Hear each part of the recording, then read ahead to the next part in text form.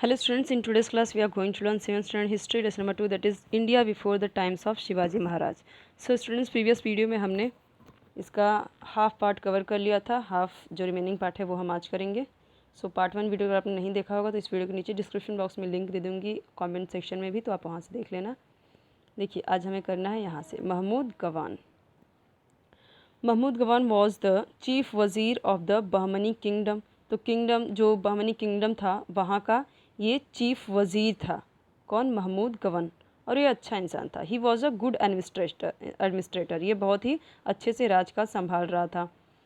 He strengthen the Bahmani kingdom. इसने Bahmani kingdom को ना और भी स्ट्रेंथन प्रोवाइड किया. मतलब कि अगर आप अच्छे से जो भी अगर आप ये देखोगे जो मिनिस्ट्री रहेंगे, जो मिनिस्ट्री जिनको जिनको जो मिनिस्ट्री दिया रहेगा, जो मिनिस्टर्स होते हैं, जो अलग अलग, जो हम अभी की बात करें, जो अगर अच्छे से सारे लोग, सारे मिनिस्टर्स अच्छे से काम करेंगे, सारे ऑफिसर्स अच्छे से काम करेंगे तो वो कंट्री अपने आप अच्छा होगा. तो ऐसे ही ये किंगडम भी अच्छा होता, क्योंकि इसे जो चला रहा था, एडमिनिस्ट्रेटर था, वो अच्छे से कर रहा था काम. इसके लिए वो अच्छे से और भी ज़्यादा स्ट्रेंथन हुआ Bahmani kingdom. He started paying the soldiers there salaries in cash instead of through land grants. मतलब कि यहाँ पे वो उन्हें पैसे, मतलब कि उन्हें कैश में देने लगा. जो सोल्जर्स थे उन्हें पहले के टाइम क्या होता था, लैंड दे देते थे थोड़ा थोड़ा इधर उधर. तो अब उस टाइम पे वो क्या करता था, अब लैंड देगा तो वो क्या कर सकते हैं, उसमें खेती वगैरह ही कर सकते हैं. बट वो पैसे दे रहे तो वो अपना तुरंत ही तुरंत कुछ काम कर सकते हैं. जब भी उन्हें रहेगा तो वो अच्छा होता था. So he brought discipline in the army. जो आर्मी थी बहमनी की, वो उसमें और भी ज़्यादा डिसिप्लिन लाया ताकि एनिमीज से अच्छे से फाइट करने में हेल्प मिले. He introduced many reforms in the land revenue system. So जो लैंड के जो अलग अलग जो रेवेन्यू सिस्टम से, जो टैक्स सिस्टम थे, उसमें अलग अलग रिफॉर्म्स किए ताकि ना उनको ज़्यादा प्रॉब्लम हो, जो टैक्स पे करने वाले हैं उनको भी, और जो हमारी किंगडम है वो भी अच्छे से फ्लरिश हो. He open a madrasa at Bidar for Arabic and Persian studies. So Arabic और पर्शियन स्टडीज़ के लिए उसने मदरसा भी बिदर में ओपन किया. After the death of Mahmud Gawan, factionalism increased among the Bahmani sardars. जब ये इसकी डेथ होती है तो बहमनी किंगडम में क्या होता है, जो सरदार्स होते हैं उनके बीच में क्या फैक्शनिज्म, मतलब डिवीजन, यहाँ पे उनके बीच में मतभेद बढ़ने लगता है, इंक्रीज होने लगता है. The conflict with the Vijayanagara kingdom had an adverse effect on the Bahmani kingdom. और ऊपर से क्या होता है, जो बहमनी किंगडम है विजयनगर के साथ भी थोड़ा सा यहाँ पे प्रॉब्लम, कॉन्फ्लिक्ट, थोड़ा सा मतलब विवाद चलता रहता है, झगड़ा चलता रहता है. और इस पे इससे और भी एडवर्स इफेक्ट, मतलब और अपोजिट इफेक्ट पड़ता है. मतलब कि ऊपर से विजयनगर के साथ भी बुरा चल रहा है इन लोगों का, तो इसकी वजह से इसका और एडवर्स इफेक्ट पड़ता है. होता क्या है, the provincial governors began to act more independently. अब वहाँ के जो प्रोविंशियल गवर्नर्स थे, जिनको दिया गया था, गवर्नर्स जो थे देखने के लिए, एडमिनिस्ट्रेटर्स के लिए दिया गया था बहमनी किंगडम ने, जिनको जिनको ये प्रोविंशियल गवर्नर बनाया था, वो क्या करने लगे, अभी वो इंडिपेंडेंटली होकर काम करने लगे. यहाँ पे राजा क्या बोल रहा है, क्या कर रहा है, कुछ नहीं सुन रहे हैं, वो अपनी मनमानी कर रहे हैं. This led to the disintegration of the Bahmani kingdom into 5 small powers. अब क्या हुआ, इसकी वजह से सब लोग इंडिपेंडेंटली इस तरीके से अपने काम करने लगे, खुद ही अपने अपने को राजा बना लिया, अलग अलग जो गवर्नर्स थे. ठीक है. सो इसकी वजह से क्या होता है, डिसइंटीग्रेशन होता है बहमनी किंगडम में. डिसइंटीग्रेशन मतलब क्या होता है, ब्रेक होने लगता है उनके बीच की जो यूनिटी होती है, और जो बहमनी किंगडम है वो भी ब्रेक होने लगता है, वो छोटे छोटे टुकड़ों में बढ़ जाता है, सेपरेट हो जाता है. डिसइंटीग्रेशन मतलब सब अलग अलग सेपरेट हो जाते हैं. 5 स्मॉल पावर्स में वो मतलब यहाँ पे सेपरेट हो गए. पहला यहाँ पे क्या है, पहला है यहाँ पे Imad Shahi of Varhad, Barid Shahi of Bidar, Adil Shahi of Bijapur, Nizam Shahi of Ahmadnagar and Qutb Shahi of Golconda. और यही क्या है, यही शिवाजी के लिए तो प्रॉब्लम क्रिएट करते हैं, यही उनके दुश्मन होते हैं. आपने पढ़ा होगा 4th स्टैंडर्ड में, और आगे चल के आप पढ़ोगे भी अभी. सो ये 5 पावर्स अलग अलग हो गए जो मतलब जो बहमनी किंगडम था उसके ही. अब मुगल पावर की बात करते हैं. अब बहमनी किंगडम तो यहाँ पे ये जो बहमनी किंगडम थी, अब यहाँ पे 5 पावर्स में वो हो गई. अभी बहमनी किंगडम नहीं रह गया, अभी ये 5 में वो सेपरेट हो गई है. ठीक है. अब आता है मुगल पावर. इन 1526 ई the sultanate of Delhi came to an end. तो 1526 में जो सल्तनत ऑफ दिल्ली था ये ख़त्म हो जाता है. हमने देखा जो कुतुबुद्दीन वहाँ पे था, जो कि जिसकी वजह से तो यहाँ पे प्रॉब्लम क्रिएट हुआ था. ठीक है. यहाँ पे हमने देखा था ना, मोहम्मद बिन तुगलक की वो था. तो अभी वही क्या होता है, यहाँ पे वो सारी चीज़ें ख़त्म होती हैं. अब क्या होता है, मुग़ल पावर आता है. Mughal power was established there. Babur, ये मुग़ल पावर जो है वो स्टार्ट कहाँ से होता है, बाबर से। मतलब उसकी स्थापना कौन करता है, कौन स्टेब्लिश करता है मुगल पावर का, तो ये है Babur. Babur was the founder of Mughal power. He was the king of Fergana in Central Asia in today's Uzbekistan. Uzbekistan आज का जो है वो उस टाइम पे क्या था, सेंट्रल एशिया का फरगना था और वहाँ का वो राजा था। ठीक है। He had heard of the wealth in India. उसने सुना था भाई इंडिया सोने की चिड़िया है, बहुत खजाना है वहाँ पे। So he planned an invasion of India. सो यहाँ पे उसने अटैक करने का सोच लिया था, मन बना लिया था। अब यहाँ पे उसका जो सोच है वो यहाँ पे सक्सेस भी हो जाता है वो। The raining Sultan of Delhi at that time was Ibrahim Lodi. तो ये होता कब है, सुल्तान जब दिल्ली का जो सुल्तान था कौन, इब्राहिम लोदी। उस टाइम पे क्या होता है, दौलत Khan Lodi was the governor of Punjab. और ये क्या होता है, दौलत खान कौन होता है, गवर्नर का, पंजाब का गवर्नर होता है। मतलब काम करता है इब्राहिम लोदी के अंदर ही, उसके ही अंडर में काम करता है, लेकिन वो गवर्नर रहता है। लेकिन इन दोनों में पड़ती नहीं है, जमती नहीं है, इन दोनों में मतभेद होता है। ठीक है, इन दोनों के बीच में हमेशा टेंशन क्रिएट होता रहता है। इसके लिए खुश नहीं था, तो इसने क्या सोचा, इसने क्या किया, the relationship between Ibrahim Lodi and Daulat Khan Lodi was strained. Strained का मतलब क्या है, यहाँ पे बहुत ही स्ट्रेस भरा होता था, टेंशन दोनों के बीच में रहता था। मतलब कह सकते हैं नॉट गुड रिलेशन उन दोनों के बीच में बिल्कुल भी नहीं था। सो Daulat Khan Lodi invited Babur to march of India. तो इसने, दौलत खान ने क्या कर लिया, बाबर को इन्वाइट कर लिया मार्च ऑन इंडिया, मतलब इंडिया पे अटैक करने के लिए। Taking this opportunity Babur invited India. अब उसे तो यहाँ पे अपॉर्चुनिटी मिल गई, चांस मिल गया इन्वाइटेड अटैक करने के लिए इंडिया पे। To repel Babur's invasion Ibrahim Lodi started with his army. तो यहाँ पे क्या होता है, बाबर यहाँ पे अटैक कर देता है और इब्राहिम लोदी पे और उसकी आर्मी पे अटैक करता है। There was a battle between Ibrahim Lodi and Babur. तो दोनों के बीच में युद्ध छिड़ जाता है। On 21 April 1526 at Panipat. Panipat में पहली लड़ाई हो रही है। ठीक है। In this battle Babur made use of an artillery effectively for the first time in India. अब ये इसके पास आर्टिलरी था, उस टाइम पे इंडिया में आर्टिलरी को यूज़ नहीं करता था, फर्स्ट टाइम यही यूज़ करता है कौन, बाबर। जो तोप होता है ना, तोप मतलब artillery means like big guns and cannons.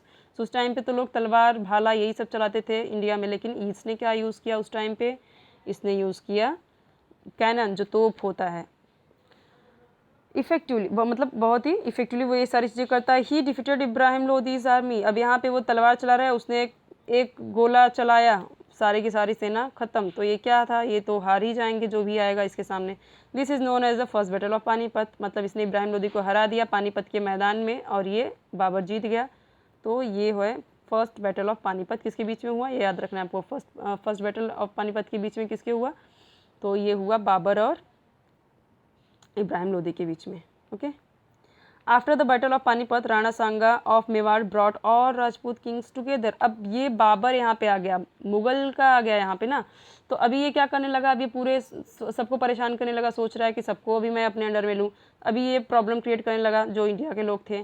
So after the battle of Panipat, Panipat में जैसे युद्ध हुआ, राणा सांगा ने क्या किया, मेवाड़ के लोगों को इकट्ठा किया, जितने भी राजपूत यहाँ पे फाइटर्स थे, जितने भी किंग्स थे, राजपूत किंग्स थे, इनको सबको एक साथ में किया।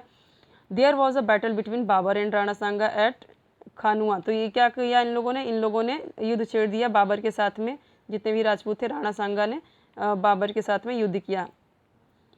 Babur's artillery and reserve force played a key role in this battle and Rana Sanga's army was defeated. अब इसके पास क्या है, आर्टिलरी है, गन है, और ये लोग क्या किससे लड़ रहे हैं, तलवार से, भाले से, ऐसे लड़ेंगे। तो ये क्या होगा फिर, अब हम देखते हैं, हम अलग अलग हमारे इंडिया में या फिर दूसरे कंट्री में लोग अलग अलग यहाँ पे मिसाइल, अलग अलग चीज़ें क्यों ला रहे हैं, क्योंकि जिसके पास जितना ज़्यादा वेपन्स होंगे इफेक्टिव, वो कंट्री समझ लो कि उतना ही ज़्यादा आगे है। चाइना हर रोज़ एक एक से यहाँ पे क्यों, वो यहाँ पे मिसाइल वगैरह अपना मतलब उस पर टेस्ट करती रहती है, क्यों, क्योंकि वो सबसे पावरफुल बनना चाहता है।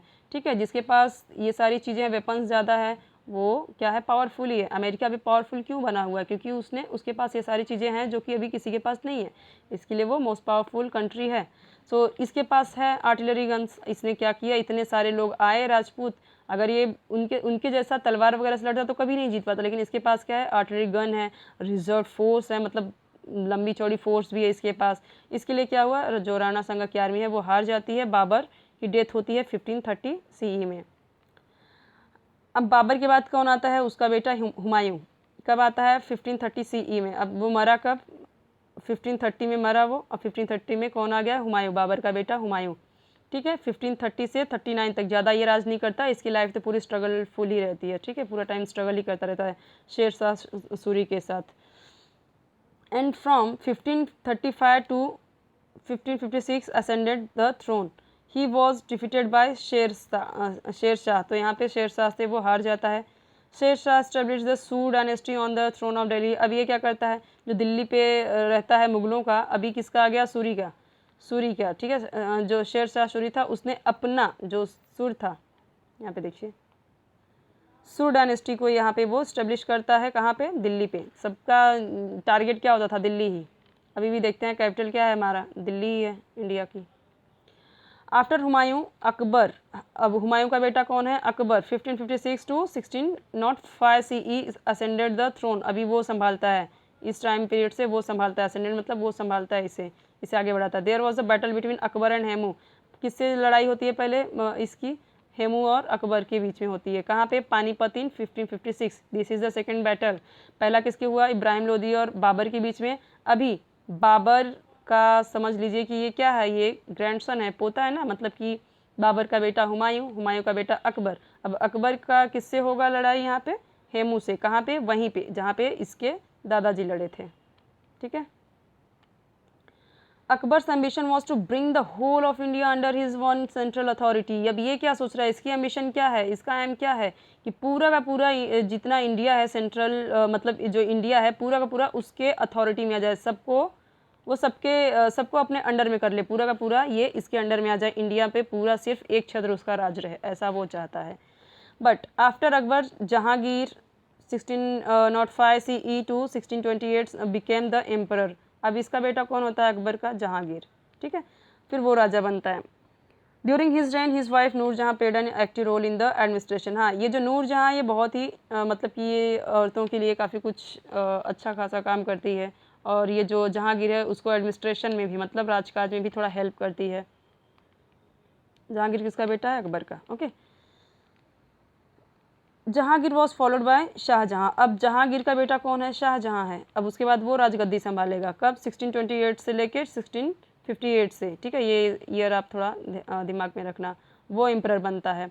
The next emperor after Shahjahan, Aurangzeb. अब शाहजहाँ का बेटा कौन है? औरंगजेब। वैसे तो बनना चाहिए था उसके जो सबसे बड़ा बेटा था वो उनको बनना चाहिए था, लेकिन ये औरंगजेब बनता है उसको मार के। Rain for a very long time, ये बहुत ही लंबा टाइम तक ये राज करता है इंडिया पे। After his death the Mughal empire became weak. और इसके ही औरंगजेब के मरने के बाद ही मुगल एम्पायर वीक हो जाता है। ठीक है, और कह सकते हैं ख़त्म भी हो जाता है। Akbar was the most powerful king of the Mughal dynasty. इसके बारे में तो सबको ही पता होगा। When he tried to bring India under his central authority, he had to face opposition। तो यहाँ पे जब वो चाहता था कि पूरा इंडिया उसके कंट्रोल में आ जाए, सो यहाँ पे उसे बहुत सारे अपोजिशन लोग भी थे, मतलब उसके अगेंस्ट भी ऐसे थे जो कि ऐसा नहीं चाहते थे। कौन चाहेगा कि मैं किसी के अंडर में किसी के अंडर में रहूँ, मेरा जो राज्य है वो किसी के अंडर में जाए। सो यही काम किया किसने? महाराणा प्रताप, चांद बीबी, Rani Durgavati struggled against him. तो ये तीनों इसके अगेंस्ट लड़ते हैं। ठीक है, महाराणा प्रताप, चांद बीबी, रानी दुर्गावती स्ट्रगल करते हैं इसके अगेंस्ट। किसके अगेंस्ट? अकबर के। Their struggle is noteworthy. और इनकी जो स्ट्रगल होती है ना, ये बहुत ही नोटवर्दी, मतलब बहुत ही इंपॉर्टेंट है, बहुत ही सिग्निफिकेंट है। इसके लिए हम इन तीनों के बारे में पढ़ेंगे। महाराणा प्रताप, सबसे पहले महाराणा प्रताप, इनके बारे में हर कोई जानता है। After the death of Uday Singh, जो कि इनके फादर थे, Maharana Pratap ascended the throne of Mewar. तो मेवाड़ के राजा कौन बने? ये बने। मेवाड़ के राजा पहले उदय सिंह थे जो कि महाराणा प्रताप के फादर थे, अब ये बने क्योंकि उनकी डेथ हो गई। ही कंटिन्यूड द स्ट्रगल, उनकी स्ट्रगल कंटिन्यू रही फॉर मेवाड़ के लिए कोई न कोई लड़ने के लिए हमेशा रहता था। इसके लिए भी उनका भी किससे होगा स्ट्रगल? फिर होगा उनका स्ट्रगल अकबर से। Till the very end the struggle with Akbar to maintain his independence. और उन्होंने सबसे जीत तो लिया था ही मेवाड़ के लिए जो भी लड़ रहे थे, लेकिन लास्ट में अभी कौन आ गया? अकबर आ गया। अकबर भी चाहता था मेवाड़ को जीतना। He has become immortal in history due to his qualities of valour, courage तो ये क्या हो गए, बहुत ही इमोर्टल, मतलब कि अमर हो गए अपनी। इनकी हम अगर बात करें हिस्ट्री की, तो महाराणा प्रताप के बिना तो हिस्ट्री कंप्लीट ही नहीं हो सकती, ठीक है। इनके बारे में बात जरूर होती है। तो इनकी क्वालिटीज़ ही ऐसी थी, ये बहुत ही बहादुर थे। वेलोर का मतलब बहुत ही ब्रेव थे, करेजियस थे, सेल्फ रिस्पेक्ट के लिए बहुत हम देखते हैं कि अब राजपूत थे तो आन बान शान के लिए जीने वाले थे इंसान, और सेक्रीफाइस भी थे इनकी क्वालिटी। अब बात करते हैं चांद बीबी की। The Mughals attacked Ahmadnagar, the capital of Nizam Shah kingdom in 1595 में। देखा जो अलग अलग हो गए थे, 5 में डिवाइड हो गए थे, तो वो निज़ाम शाह की बात हो रही है। तो 1595 में मुग़ल ने अटैक किया अहमदनगर पे, जो कि कैपिटल था कहाँ का, निज़ाम शाह किंगडम का। और कब यहाँ पे अटैक किया 1595 में। The Mughal army put the fort of Ahmednagar under seize.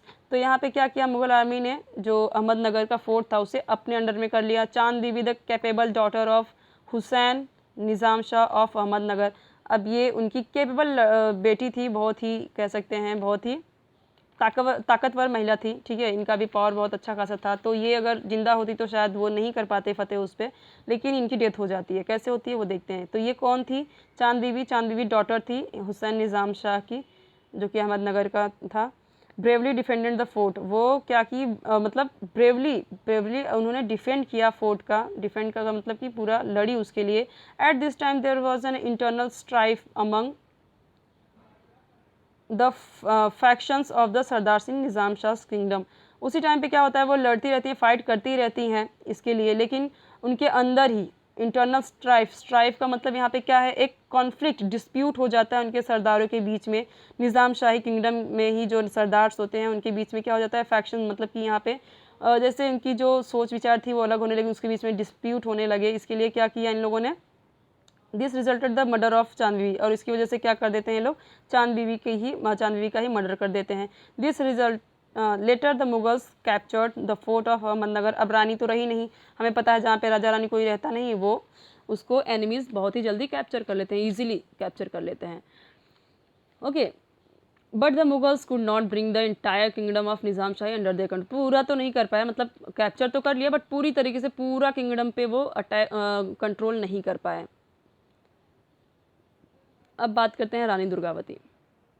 Gondwana can broadly be said to comprise the eastern part of Vidarbha, part of Madhya Pradesh to its north, the west part of today's Chhattisgarh, northern part of Andhra Pradesh and the western part of Orissa. इतने सारे, उड़ीसा, आंध्र प्रदेश और मध्य प्रदेश और विदर्भ की बात करें, और क्या यहाँ पे छत्तीसगढ़, ये सब के सब मिला के क्या क्या, तो इन सभी को मिला के, ये पाँचों को मिला के उस टाइम पर क्या बोला जाता था, गोंडवाना पार्ट की, मतलब गोंडवाना किंगडम की ये रानी थी। Durgavati born in the dynasty Chandel Rajput became the queen of Gondwana when she was married. तो दुर्गावती मतलब थी कौन सी डायनेस्टी की ये डॉटर थी, तो चंडेल एक डायनेस्टी है, तो वहाँ की ये मतलब प्रिंसेस थी, मतलब वहाँ की बेटी थी। और लेकिन गोंडवाना की ये क्वीन क्यों हुई, क्योंकि वहाँ के किंग से इनकी शादी हो गई। She was an excellent administrator, बहुत ही अच्छी एडमिनिस्ट्रेटर थी। The struggle of Gondwana queen Durgavati, इन्होंने बहुत ही स्ट्रगल किया गोंडवाना के लिए। क्वीन दुर्गावती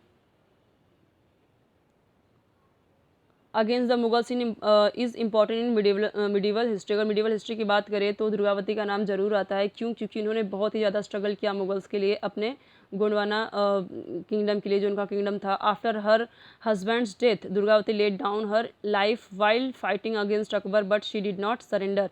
तो जब इनके हस्बैंड की मतलब कि इस तरीके से डेथ हो जाती है, उसके बाद ये हार नहीं मानती, यहाँ पे सरेंडर नहीं करती, और क्या करती हैं, लड़ते हुए अकबर से उनकी डेथ हो जाती है, मतलब वो वीरगति को प्राप्त हो जाती हैं।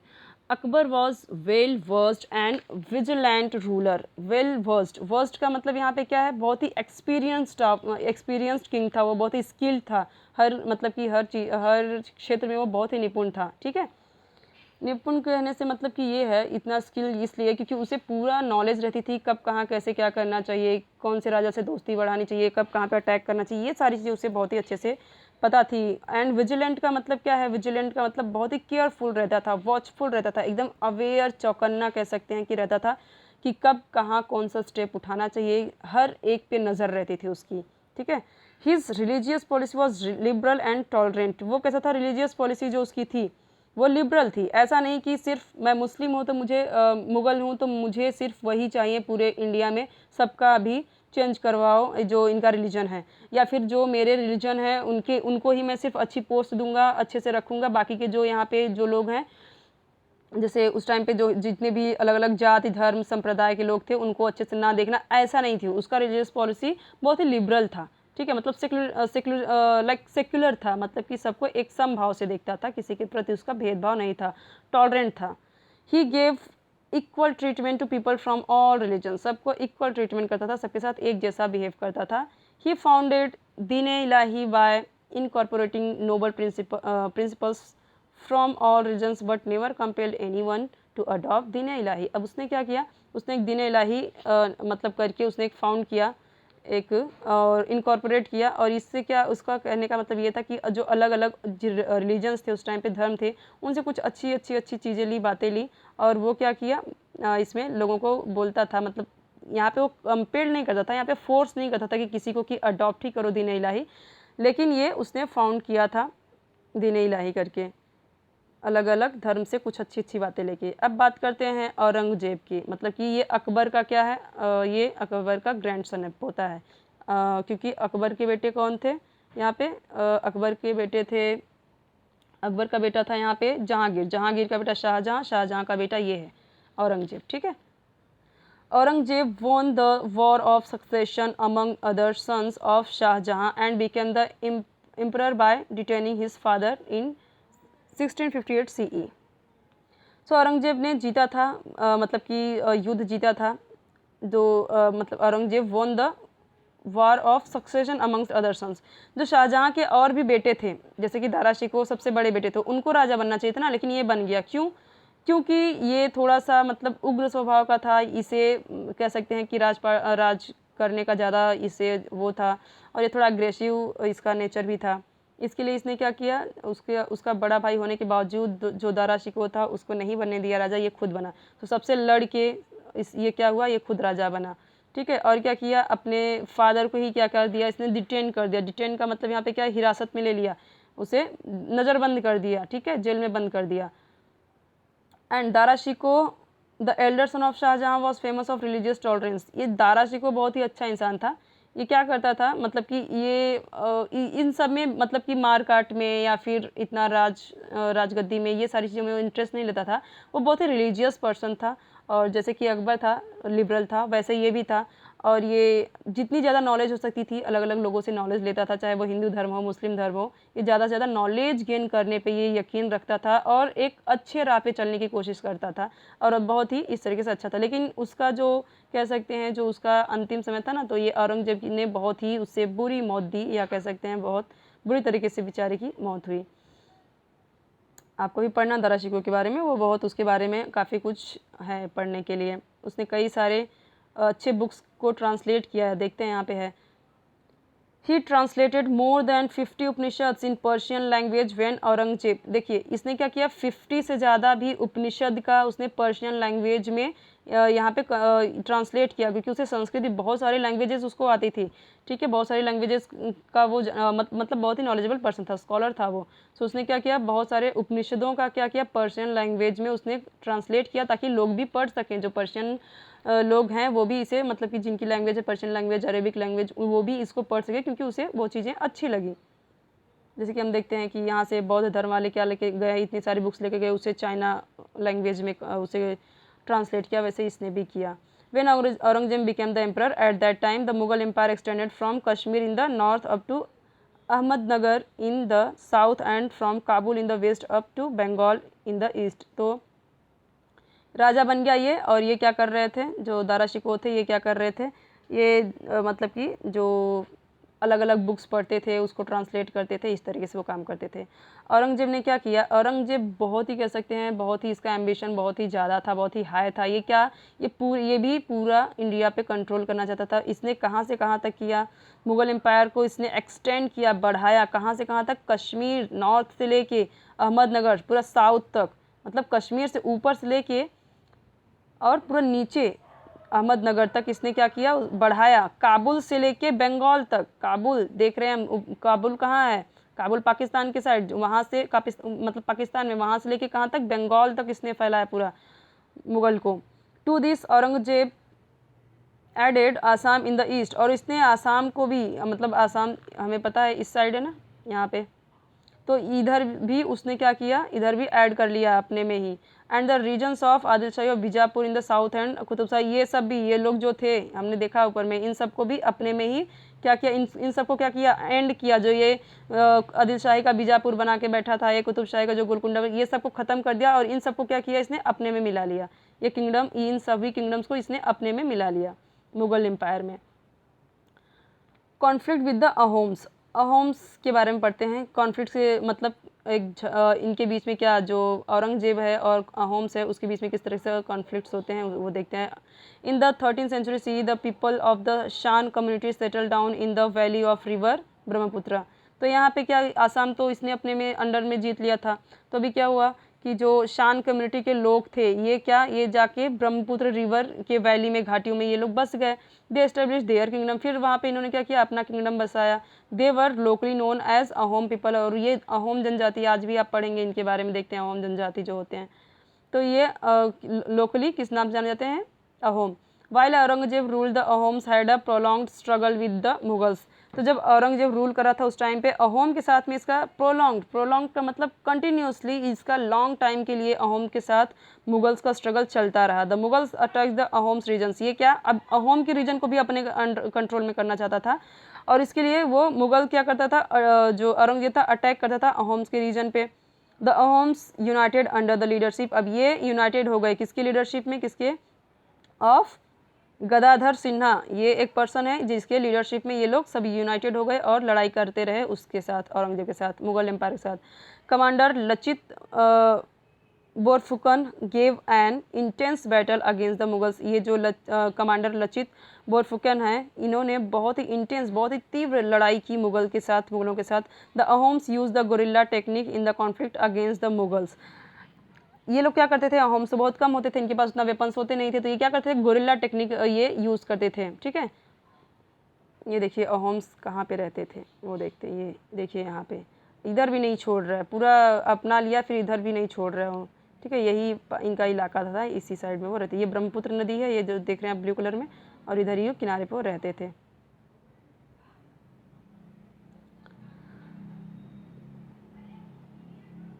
सो यहाँ पे क्या हुआ,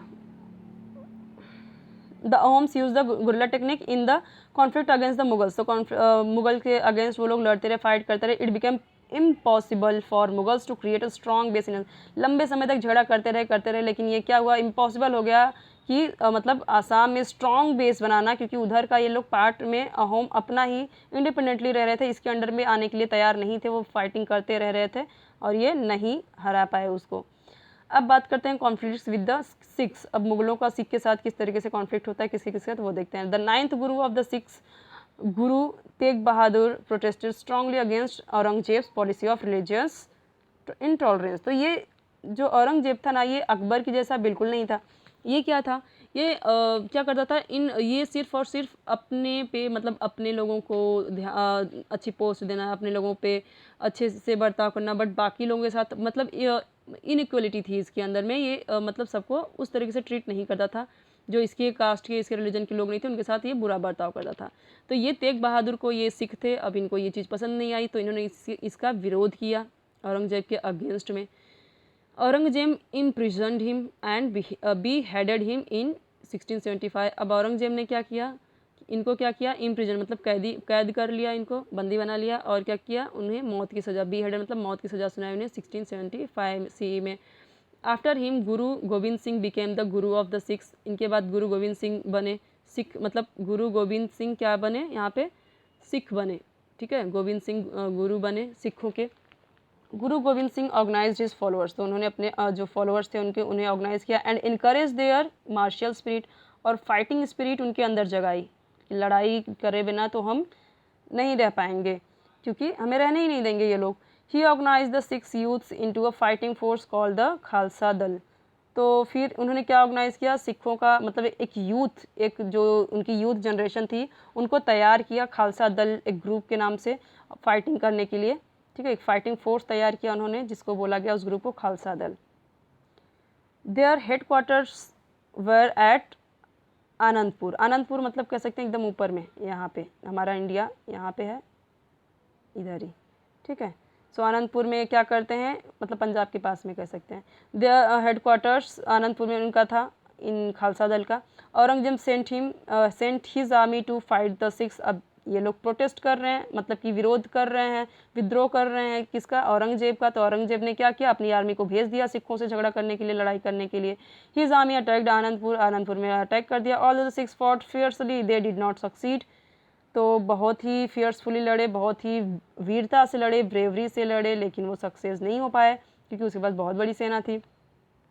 after that Guru Gobind Singh came to the Deccan in 1708। तो डेक्कन में आ गए। डेक्कन मतलब कि यहाँ पे हम देख सकते हैं महाराष्ट्र के पार्ट में नीचे, ठीक है, इस साइड में आते हैं डेक्कन पार्ट में, आपने पढ़ा होगा Deccan part. There was an attempt on his life when he was at Nanded. तो होता क्या है, डेक्कन पार्ट में आ जाते हैं ये, और वहाँ पे क्या होता है, इन पे एक उनकी लाइफ पे मतलब उन्हें मारने की कोशिश की जाती है नांदेड़ में। Soon after the Guru succumbed to his wounds. तो यहाँ पे होता क्या, इन पे जानलेवा हमला होता है। तो यहाँ पे क्या होता है, सकम्ड का मतलब क्या होता है कि ये यहाँ पे वो अपने घावों के आगे मतलब घुटने टेक देते हैं, मतलब हार जाते हैं, इतनी ज़्यादा उनको घाव चोटें लग जाती हैं कि उसके आगे ये इनकी डेथ हो जाती है, ठीक है। Conflict with Rajputs. Akbar had secured the cooperation of the Rajputs with his policy of amicable relations. तो अकबर ने राजपूत के साथ में एक अच्छा कॉपरेशन बना के रखा था, एक अच्छा रिलेशन बना के रखा था। अमिकेबल का मतलब क्या होता है, एकदम गुड रिलेशन, ठीक है, अच्छा रिलेशन बना के रखा था उनके साथ, राजपूतों के साथ। Aurangzeb could not obtain the cooperation of Rajput, but इसे नहीं मिला राजपूतों को, औरंगजेब को राजपूतों का यहाँ पे कोऑपरेशन मतलब उसका साथ, राजपूतों का साथ नहीं मिला। क्यों, क्योंकि ये मतलब बिल्कुल ही मतलब कि सबको परेशान करता था, इक्वली ट्रीट नहीं करता था, राजपूतों के साथ घोर दुश्मनी थी इसकी। After the death of Rana Jaswant Singh of Marwar, Aurangzeb annexed his kingdom to the Mughal empire. अभी जैसे ही यहाँ पे डेथ होती है राणा जसवंत सिंह का, मारवाड़ के जो जसवंत सिंह थे उनकी डेथ होती है, वैसे ही ये बस अटैक करने के लिए रेडी हो जाता है उनके किंगडम पे। अनेक्स्ट मतलब चढ़ाई करने के लिए रेडी हो जाता है, अटैक करने के लिए, अनेक्स्ट मतलब अटैक करने के लिए रेडी हो जाता है।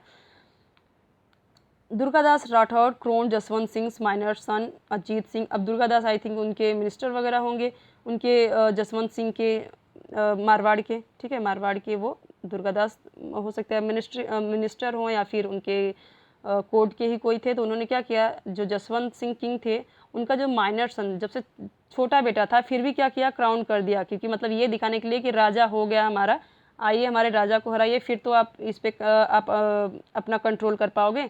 तो एक छोटा सा भी, अभी अकबर की बात करें तो वो सिर्फ 13 साल का था आई थिंक, या फिर उससे भी कम था जब उसने यहाँ पे हेमू को आई थिंक जब हराया था उसने, या फिर जब उसने पहली लड़ाई की थी। तो यहाँ पे वो क्या था, बहुत ही कम माइनर ही था। तो ये भी जसवंत सिंह का जो बेटा था अजीत सिंह, ये भी माइनर ही था, बहुत ही कम उम्र थी। सो उसको बना दिया गया, मारवाड़ का किंग बना दिया दुर्गादास ने।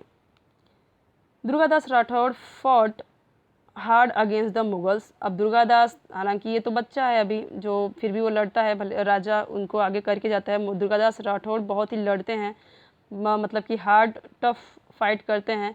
Aurangzeb sent prince Akbar to Marwar to crush the resistance of Durgadas. अब औरंगजेब क्या करता है, औरंगजेब अपने बेटे अकबर को भेजता है यहाँ पे, मतलब अपने औरंगजेब अकबर के नाम पे ही अपने बेटे का नाम अकबर रखता है, ठीक है।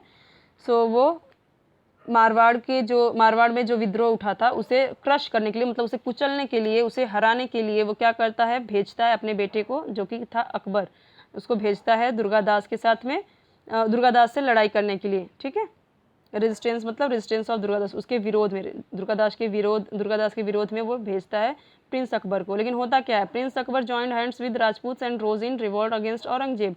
अब यहाँ पे वो अकबर, जो प्रिंस अकबर था वो राजपूतों के साथ हाथ मिला लेता है और रिवॉल्ट मतलब यहाँ पे विद्रोह कर देता है, किसके अगेंस्ट, औरंगजेब के ही विरोध में हो जाता है। An effort was made to seek help from the Marathas in Maharashtra. और क्या होता है कि यहाँ पे एक मतलब हेल्प भी मिलती है किसका, महाराष्ट्र के मराठास के भी हेल्प मिलती है इन दिस रिवॉल्ट, इस रिवॉल्ट में दुर्गादास को किसका हेल्प मिलता है, मराठाओं को भी मिलता है। Durgadas Rathore continued this struggle against the Mughals for the existence of Marwar, Marwar की एग्जिस्टेंस बनाए रखने के लिए, उसे इंडिपेंडेंट रखने के लिए जो दुर्गादास राठौड़ थे वो कंटिन्यू स्ट्रगल करते रहे किसके अगेंस्ट, मुगलों के। अब लास्ट देखते हैं कॉन्फ्लिक्ट विद द मराठास। अब मुगलों का मराठाओं के साथ किस तरह से कॉन्फ्लिक्ट होता है वो देखते हैं। In Maharashtra swaraj was established under the leadership of Shivaji Maharaj, सबको पता है, फोर्थ स्टैंडर्ड में आपने पढ़ा है ये चीज़ें। In his effort to establish Swaraj Shivaji Maharaj had to fight the Mughals too along with the other enemies, अलग बहुत सारे एनिमीज़ थे, जैसे हमने देखा निज़ाम शाही, बीजापुर का जो आदिल शाह था, ये सब के साथ वो लड़ाई करते हैं, मुगलों के साथ भी लड़ाई करते हैं, बहुत सारे उनके एनिमीज़ थे जो वो स्वराज की स्थापना के पहले लड़ते हैं और उसकी स्थापना के बाद भी लड़ते रहते हैं। Aurangzeb came down to the Deccan after the death of Chhatrapati Shivaji Maharaj with the intention of conquering the whole of south India. अब औरंगजेब क्या करता है, फिर से वापस से डेक्कन आता है, ठीक है, छत्रपति शिवाजी महाराज की डेथ के बाद वो वापस आता है डेक्कन। क्या क्यों आता है, साउथ इंडिया को, मतलब पूरा साउथ इंडिया को कॉन्कर करने के लिए, पूरा का पूरा उस पर कंट्रोल करने के लिए। But the Marathas offered stiff resistance to Aurangzeb and defended their independence. और होता क्या है, मराठास जितने भी थे, मतलब शिवाजी महाराज के बाद जो राजा आए, किंग्स आए, उन्होंने पूरा यहाँ पे क्या किया, डिफेंड किया औरंगजेब के साथ, टफ यहाँ पे उन्होंने फाइट की उनके साथ, रेजिस्टेंस पूरा औरंगजेब का विरोध किया, ठीक है, पूरी लड़ाई की। और सो क्या होता है, मतलब कि अपने इंडिपेंडेंस के लिए, अपने राज्य के लिए वो पूरी तरीके से औरंगजेब के साथ लड़ाई करते हैं। बट आगे क्या होता है वो सारी चीज़ें हम नेक्स्ट देखेंगे, नेक्स्ट चैप्टर में। ओके, सो स्टूडेंट्स ये हमारा यहीं पे ख़त्म होता है। अगर आपको कोई भी डाउट हो तो कमेंट सेक्शन में ज़रूर पूछे, और पार्ट 1 का वीडियो मैं इस वीडियो के नीचे डिस्क्रिप्शन बॉक्स में और कमेंट सेक्शन में दोनों जगह लिंक दे दूँगी, तो आप वहाँ से पढ़ लेना, ठीक है।